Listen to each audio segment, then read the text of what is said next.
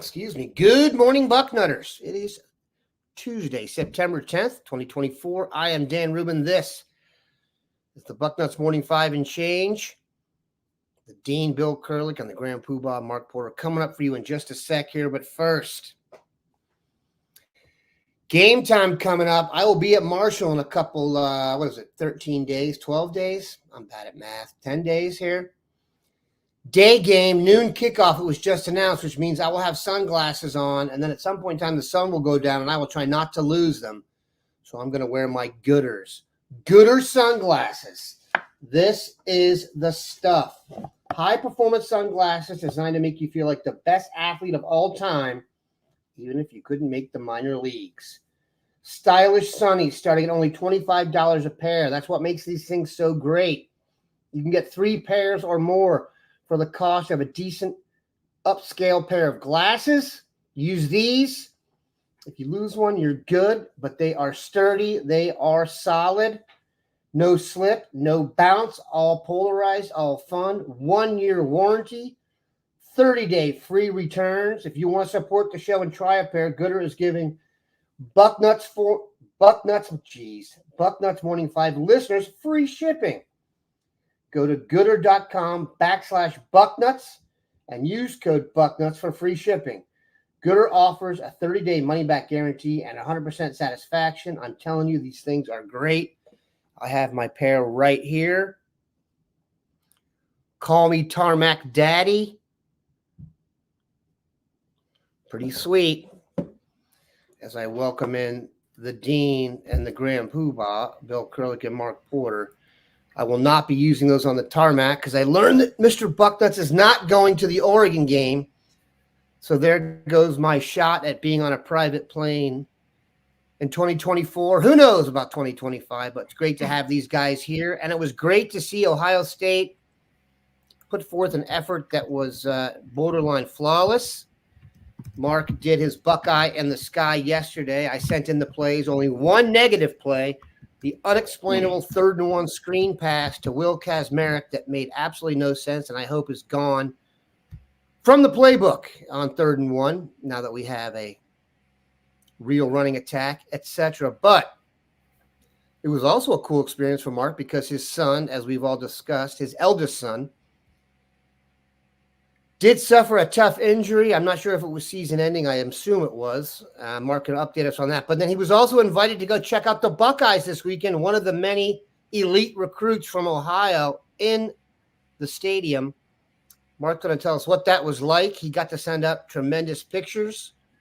I looked at my recruiting file, and I recognized one of the guys for about the first time ever, and it was Mark's son. So, Mark, take us through maybe a quick update on your son. I know people have asked me about that and then what it was like to be there, what it's like to be a dad of a quarterback who gets to visit Ohio State, take pictures with big, strong future NFL players, etc.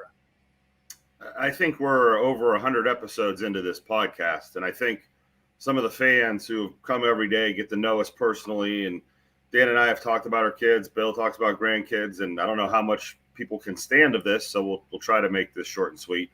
I have a 14-year-old son who's a freshman. He's a quarterback, 5 plays into a season, broken femur, torn ACL. So is he a prospect yet? No. No kids in the class of 2028 are prospects yet. They're just guys that we're all like, maybe if he grows, maybe if he does this, there's potential. So I don't want to put the cart in front of the horse like my son is some great prospect. We are just trying to make use of our time now. Trying to keep some wind in the sails. And, Saturdays next year, he might be watching film with his team. He might not be able to go to games. So let's take advantage of this now. And our first stop was Ohio State. And I don't know if we need to go to anywhere else because the bar has been set so high that if I take him anywhere else now, he's going to say, but it's not like the Ohio State trip. So hats off to Mark Pantoni, Ed Twilliger, Tim Hinton, the lead recruiting guys. They do an unbelievable job for the recruits. I mean, when you talk about a classy experience and a 5-star experience for kids where, the game day rigmarole where you're parking and trying to get in the thing and there's lines, You walk into your special gate, you get right into your room with a great buffet with all the stars there. So, your kids walk in and they're starstruck. And Carter Lowe is one of the first players they saw, the tackle from Toledo Whitmer, and he's absolutely enormous. He looks like he's an alien. So when your kids see that, they're kind of in a Christmas morning mode, opening up presents where, oh boy, this is really a neat atmosphere for recruits. Okay. And then of course you go down on the field, and my youngest gets to go along for the ride, and he's 11. And as the Buckeyes are running out, he's slapping them all high five as they run by. And, really a cool experience for kids. It kind of, the dad side of me just sat back there and said, wow, this is cool as a dad to see your kids. Jeremiah Smith catches a pass and he slaps one of the kids high five. Pregame stuff's going on down there that you're not seeing on TV, that you're making kids, months and weeks and years. I mean, it really is a cool experience.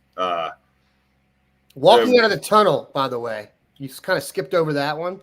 That is arguably the top thing. Our honor defend tunnel. You walk out and it feels like you're being like, like the Coliseum. Back in the Coliseum. Yeah, exactly. Yeah, it's like Thunderdome. We're walking in the battle. And of course, my son's walking in on his crutches down that ramp, and it's surreal. The smoke comes up and you see all that stuff. It's really neat for these guys, but we're not here to talk about me and my son and our experience. It's really cool. And, we're going to go to a few other games, and I'll, maybe chime in what goes on there. But boy, to see the other recruits there, Tavian St. Clair, RJ Day. I saw a question about Max Patterson from Dublin Kaufman. He was a tight end last year that's grown into tackle, and he is long. I mean, he's 6'5", 6'6". I mean, maybe taller. I think listed at 6'7". There's guys like that we're not talking about enough that are going to be the walk-ons. And now with 105 scholarships, you're going to see more developmental players offered, guys that kind of break out late, and Max Patterson fits into that category. I'm sure Bill has a list of out-of-state guys he can talk about, recruits that were there. There were a lot of kids that I think were there for walk-ons. I think there was a walk-on kicker they brought in. There were some other kids they brought in there to maybe entice the walk-on. And I tell you what, when you're sitting that close to it, I mean, I think we were in the second row behind the bench. For me as a scout, I could feel the speed of Judkins and Travion Henderson and Jeremiah Smith. When he caught that ball, Jeremiah Smith, and exploded, and I know it was a MAC secondary, it wasn't a Big Ten secondary, you could feel him digging and pulling away from those guys. So since I don't get to see the players up close like that a lot, and I don't get to see them, in their, truest form competing, I see all the high school guys up close, but boy, these guys can run. And then the size of the offensive line, and then the way they just pushed around Western Michigan, it was a cool experience to see all that. I think more memories will jar for me as we start talking right here. I know which is on a stream of consciousness there, so I'll let Bill take over. I got a question for you. Yeah. How tall are you? Not in the program, but really. I am 6'2" and 3/4. You got to meet Tavian St. Clair. How tall is Tavian St. Clair? 6'5". There you go. And then we took a picture, of course, with my son, and he's measured in at 6 foot at all these camps, and you can see Tavian is clearly towering over him. And RJ Day's there. He's about 6'1". He's got much taller. I mean, RJ Day was hovering around that 5'11", 6 foot, 8th grade freshman year. I'd give him 6'1", maybe 6'1 plus right now, legitimate, which means if he listed himself at 6'2 or 6'3, I doubt people would, shake the stick at it too hard. So, Mark, you're saying there are people who are probably just 6'1" that list themselves at 6'2" and beg their staff to list them at 6'2" and then call their dad and be like, I was listed at 6'2". That may have happened in my house, but I digress. Mm-hmm. However, and then during the game, literally the second play of the game, they're like, he's listed at 6'2". I don't think he's 6'2" by the announcer, but that doesn't matter. We just cut that out of the tape. Cool. Go ahead. My general rule is when someone signs up on Scouting Ohio as a freshman or sophomore, they're usually lying by 2 inches for sure. Like there's no way around it. And they're probably 10 pounds heavier, which is great because that's the size they're probably going to grow into senior year. Yeah. So when it gets to senior year, their stuff's a little more accurate, but that is something in this business that the reason I drive 5 hours on a Friday night is to go stand next to everybody and see if they're exactly who they say they are. And Dan, I have the perfect height. I'm not quite 6'3". Exactly. So I know if you're taller than me, you are 6'3", and if you're shorter than me, I know you're 6'2". So I kind of have a good height to gauge people, if that means anything. In basketball, they get around it by saying, "Oh, that's what he is in shoes," and you're like, "Wait a minute, we playing socks?" And then everyone's like, "Which do you use?" And then it becomes just no one remembers it, and they see the thing in the program and pray they're that tall. But it is true, when you do get around everybody, they're about an inch or two shorter. I feel bad for my son because I keep listing him at his legitimate size, which I'm so proud of. You're over 6 foot. I think he's 6'1" now. I'm like, the growth plates, and you're so excited when they grow, but I can't lie because I know that the scouts lying about his son, like, oh my gosh, it'd be the biggest faux pas. So yeah, we got to be balls on accurate. It's all good. That was a tremendous opportunity for you and the fan. I'm glad your son also got to balance out some of the pain that comes with having the season ripped from under you after all that work. So that was definitely something to, wet the whistle, or where they put the, you know what? Put the chase out for the thoroughbred. Go ahead. And for a kid who is injured, mentally it's a struggle. But when you see things like this, and guess who was in the weight room the next morning? With a torn ACL, doing his upper body and staying motivated. So as a dad, you're like you said, there's two prongs to this. Like, you're not a prospect yet. None of you guys are. But you know what? See what those guys look like. And you know what? If you want to be one, you know where you got to be tomorrow morning. So very cool experience for us. Mark, let's finish it with this. We had there were multiple photographers there taking pictures, and I got to go look through a bunch of them. The one who jumped out to me was Sam Greer. That's what NFL offensive linemen look like. I did get a chance to cover the NFL for a few years and get in the locker room. That's what they look like at that age. Your thoughts on the other bigger Ohioans you saw there? Did anybody else jump out before we let Bill kind of take over the show here? Yeah, Carter Lowe, Max Patterson, and like you said, Sam Greer, giants. They all passed the physical test of how big they were. Sam Greer, as I was telling my kids, he was the starting center as a freshman on a state championship basketball team. He's looked like this almost since 8th grade. Yep. I can't wait to see Sam this year. I think this is the year where we have a film that's absolutely dominating, but the legitimacy of the size of these guys there is also very cool to see. All right, Bill. Hope you got to wet your whistle there. Usually it's you carrying the show. We had to help the dean out this morning and get it rolling. Talk about the guys they had in there. A lot of them were these Ohioans who are maybe getting a taste of what it's like to be in Ohio. They tend to like to do that, invite a bunch of dudes, especially for a home game that's maybe not against the elite of the elite competition.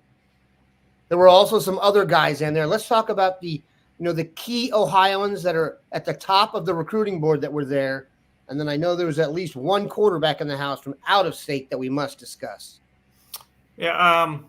First, I'm going to go back to a couple things that Mark talked about.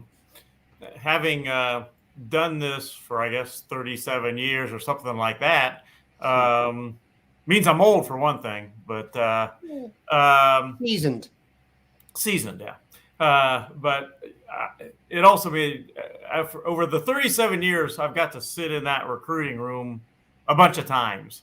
And it is really a cool experience, whether you're a dad or whatever, to get a little bit into the intricacies. It's in one of the corners of it's in the kind of the corner of the stadium, and you go up an elevator, and it's a room with a nice spread as far as food and people and coaches, and you kind of sit down wherever you want to sit and enjoy the experience. Sometimes they would have a video in the background, and then coaches come out and talk, and sometimes it's the head coach of Ohio State that'll come out and address the recruits. It really is a really pretty cool experience being in that recruiting room. And then, as Mark said, you go out of the recruiting room, you go downstairs, and you get to that tunnel, and you walk out that tunnel, and there's just nothing like it. Walking out, and the fans and everything, it's just really an incredible experience. From entering the corner of the stadium, so to speak, going up to that recruiting room, being in the recruiting room, going down on the field, it's just it'll wow you. It will absolutely wow you. I have one little memory that just jarred. When I was there in high school in 1989 as a recruiter, 1990, I went in that same room. And if Bill, I know you've seen them, they have football helmets that are turned into chairs. When I was there, those were the premier seats in that room, where if you were the top recruit, you got to go sit in the Buckeye helmet with the leather padding. And I remember seeing guys sitting in those chairs like they must be the top guys today. Those are the chairs sitting outside the elevator now when you walk into that room. They have been relegated to we're not going to throw these away because they're so cool, but they are no longer the centerpiece of that room. I mean, it's 30 years ago, so I'm glad we've evolved to nicer. Recruits have gotten bigger, and I can tell you this: when they were building the basketball locker room, in the meeting room where they watched tape, they had Jared Sellinger come in there and sit down and then build the chairs for the room 2 inches on either side for them. So thanks to Jared Sellinger's rear, for those of you who had room to sit. Go ahead, Bill. But I bet those chairs are famous. That's why I brought them up. Dusty and expensive. Go ahead, Bill. But one thing I was going to say too is that once you get out on that field, you would be amazed if you haven't been out there just how big, fast, and violent things are at the Ohio State level. And this is close to the NFL, not the NFL. The NFL is even more big, fast, and violent. But it is just incredible. And I haven't had 3 kids that have been recruited for different sports at different levels. People don't realize how good you have to be to play at Ohio State, but they don't realize how good you have to be to play at the lower levels. Mm-hmm. To play in the MAC, you've got to be you got to be just off the chart talented almost just to play in the MAC. And people don't realize that. There are so many athletes out there. Kids are so big, fast, and I'm talking about male and female because I've had daughters recruited too. Sure. It's just a world that people just don't understand till you go through it, how good you have to be to play at even the lower levels of Division I. It really is incredible. And getting on the field, it's just unbelievable. That's one thing. As somebody now that's in his 60s, and if I move wrong, sometimes I pull a muscle. It's amazing to me now to watch high school and college kids thinking, how are these collisions not hurting their bodies? It's really incredible. It's funny you say that. Hold on, Mark. I was watching football last night, and they had some slow-mo going. Every tackle, I thought the guy's knee was going to explode. It's unbelievable. But one thing you guys didn't mention back to your question, though, Dan. The sound. When you walk in there, one thing they don't tell you about is all that sound from the stadium comes down on top of you. You can't hear very well. It's disorienting. The first time, so we used to be able to stay on the sidelines for the last 8 minutes of an NFL game.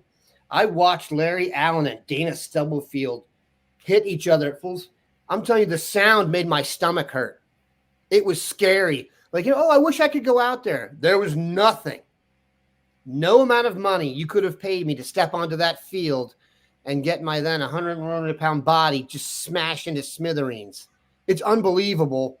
And Bill, you are so right about that. If you covet being an Ohio State player, here's how you fix that. Go stand on the sidelines for 2-3 plays. You'll be ready to go back to your seat where it's nice and safe. Go ahead, Bill. I'm sorry. Well, somebody has said, when are we going to start talking about recruits? So, and you did ask that. So let's get to that real quick. Who complained about talking about the Bengals yesterday. You're here. This don't cost nothing. Just enjoy it. Go ahead, Bill. It was not a big game. And so there weren't a tremendous amount of big game recruits, so to speak. That will come. Iowa, Nebraska, those will be big recruiting games. And obviously the team up north, that'll be an incredible recruiting game. So those will come. But having said that, there were some very good prospects. And Mark mentioned specialists. I mean, there was a young man named Broden Mullen. He is a long snapper from Montana that was at that game. Ohio State is actively recruiting him, not necessarily right now as a scholarship guy, but Broden Mullen, I might have said Brandon. Broden Mullen was a long snapper from Montana that Ohio State is interested in, and a lot will depend on we don't know right now what the scholarship limits are going to be next year and how things are going to work out. You hear anything? Well, they're going to raise it to 105, 115, and all that. They don't know right now, and they have to. The Ohio State staff and all the other staffs around the country have to tell recruits, we don't have a good, firm feel on what the scholarship and what the roster limits are going to be yet next season. We had an idea, but we don't know yet. So somebody like a Broden Mullen, for instance, maybe he ends up eventually being a scholarship guy or being a guy that comes to Ohio State if he picks Ohio State and earns a scholarship. But that's a little bit of a gray area right now. But there were several big-time recruits in Ohio State. We've talked about one of them. Sam Greer was there on Saturday evening, and he's been an Ohio State offer guy for a long time. He was at that game. Neiman Lawrence, the quarterback from Florida. He is a 2028 quarterback. He has already got a scholarship offer from Ohio State.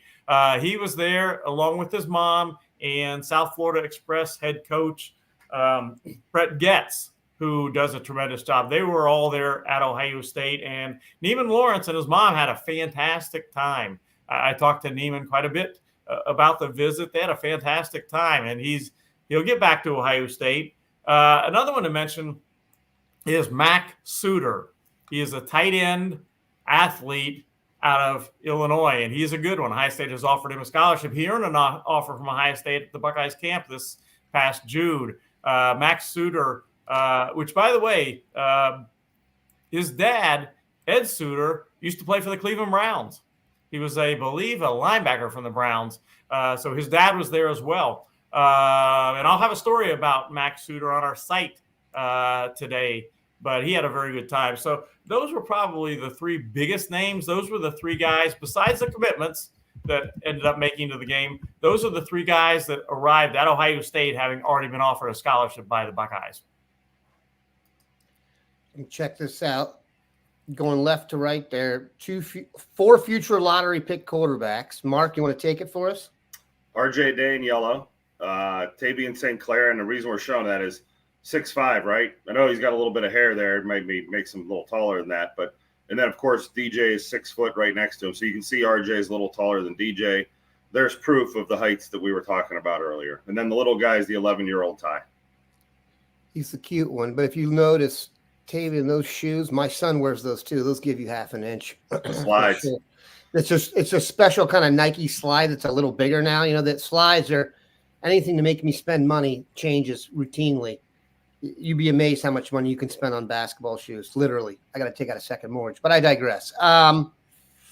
Anyone else there, Bill, we need to know about? And then, like you said, touch on what the other huge weekends will be. I actually thought that was an impressive list. I like they did it at a night game, so you get as many guys there as possible. Is it really going to be the Michigan game where everything's focused on that, or do you think the other two will be as good? Well, they're gearing up for big recruiting weekends when Iowa is in town and when Nebraska's in town. Those will be big recruiting weekends, absolutely. They won't be quite as big as Michigan. Any season you play Michigan at home, nothing is as big as that for a recruiting weekend. But absolutely, Iowa will be big, and absolutely Nebraska will be big. And you mentioned anybody else. There was an interesting guy, I think Mark mentioned him, that was at the game on Saturday night. That is Max Patterson. He's a 6 foot, listed as 6'7", 265 pounds. He is from Dublin Kaufman High School. Played tight end as a junior for Kaufman. Right now, he's more of a looking to be a MAC type guy, but Ohio State has him on their at least on their screen. Indiana, Purdue, some others. He moved to tackle this year, so now he's getting his experience, and he's going to have tape for college coaches to see as a tackle. Again, he's about 6'6", 6'7", 265, 270 pounds. Plays at a good school, Dublin Kaufman.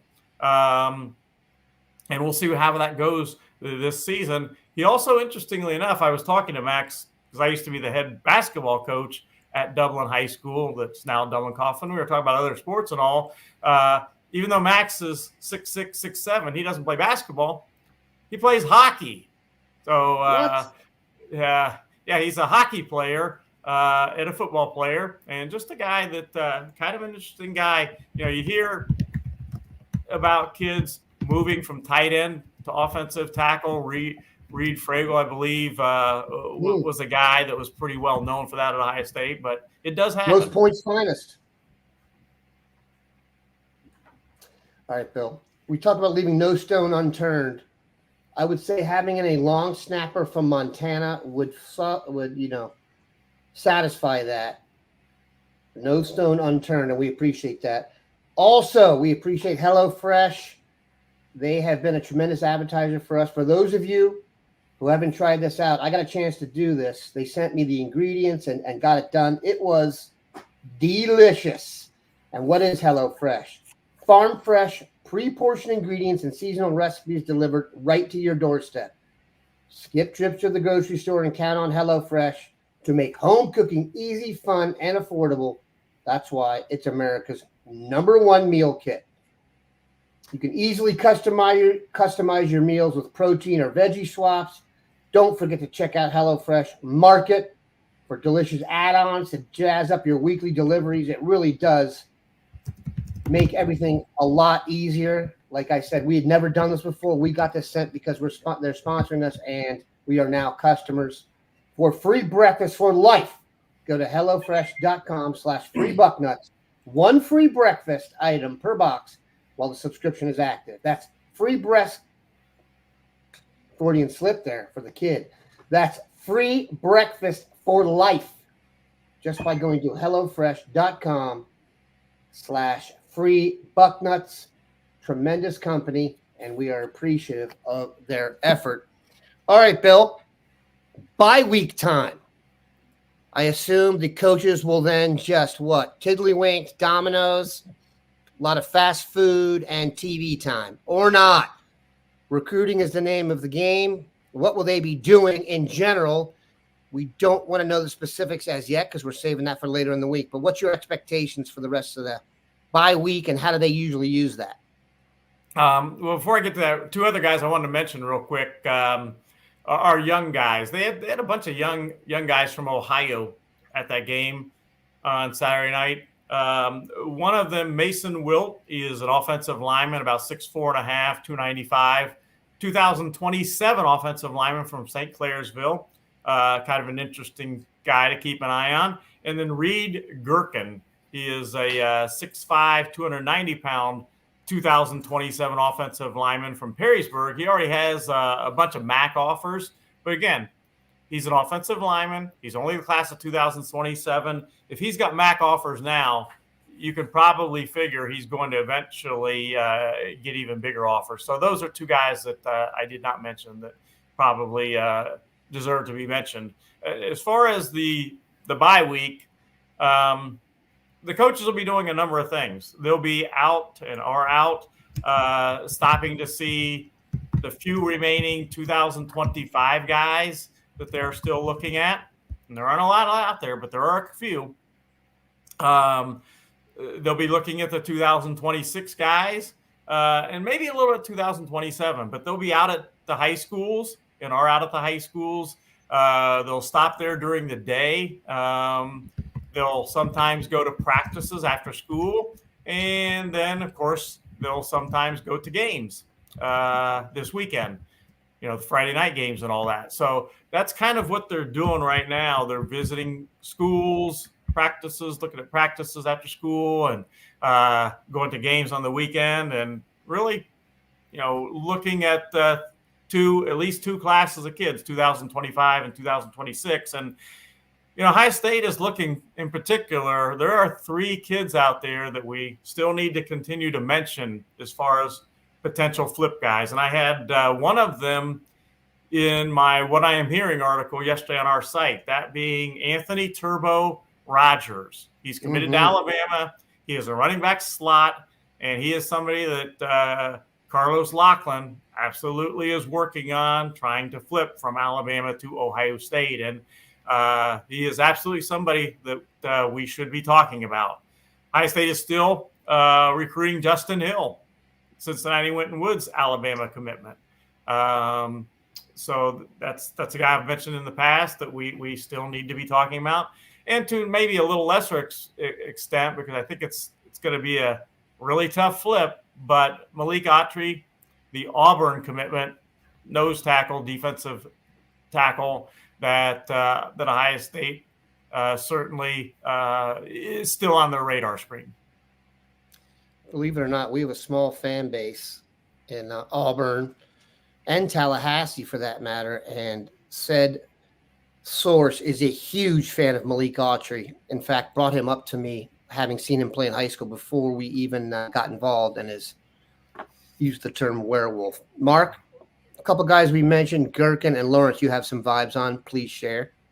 It's funny. We talked Max Patterson, and when I went to see Toledo and Whitmer week 1, they were playing Max Patterson. So it was Carter Lowe versus Max Patterson. My next game that night was Perrysburg, Reed Gherkin. So I was getting ahead of the curve on Reed Gherkin, and Bill, you nailed it. He has MAC offers as a true freshman in his sophomore year, and he looks the part. He's a great inside offensive lineman. Length may be the only question for big time right now, but really liked him. And then you mentioned Mason Wilt from St. Clairsville.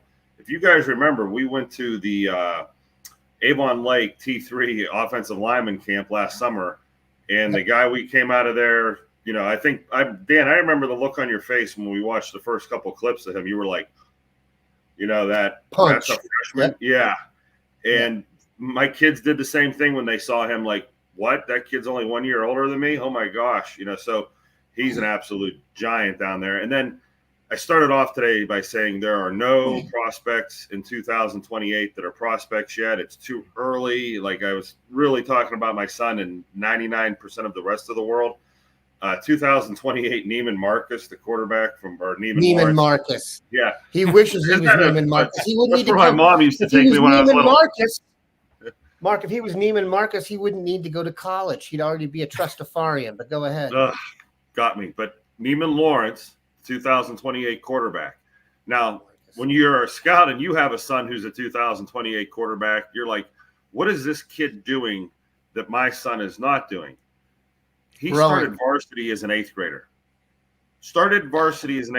I mean, when he was at the Ohio State camp, I gave him a good hard look, and he didn't look like an 8th grader or a freshman, and looked at him again. And if you look at the photos of him, he doesn't look like he's a freshman. I mean, he is a mature kid. I mean, way ahead of the curve for 2028. And when Ohio State offered him, I had to sign off on that as, yeah, he's that legit. I mean, that early for a kid to pop up, that is rare. But the other 99% of the world, it's a freshman, don't have to worry about being prospects quite yet.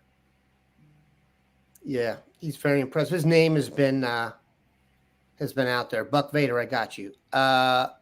Bill, there has been talk, and then we're kind of coming off the weekend here, that another guy who has had me genuflecting at his video, Jahkeem Stewart, defensive tackle extraordinaire, considering a reclassification. I believe he's a Louisiana native. What is the latest on his thoughts on reclassification, Ohio State's interest, their chances at securing his commitment, etc.? Well, this is not official. This is my opinion. I think he will reclassify to the class of 2025. That is my thinking right now. Has not happened yet. I just think he's good enough. I mean, he's absolutely good enough. He's about as, if you put him in the class of 2025, he is still a top 10 national kid, in my opinion. I mean, he's tremendous. Mark and I saw him in person at camp.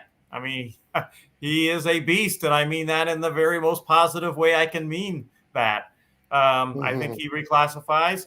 Where he ends up at a high school, that I think is going to be announced any time now. He had been going to St. Augustine High School in New Orleans, but he's not there now. And, you know, a lot of the talk is that he ends up at IMG, but that has not been made official. So we'll see when he makes something official. But he's a guy that Ohio State would absolutely love to have. I think it'll, you know, I hate to burst anybody's bubble, but that's not going to be easy to get him. LSU, I know that even though he's not going to school there, and Dietrich said he may come, she's heard he may come to Texas. Maybe that happens. Nobody knows for sure right now what he's going to do.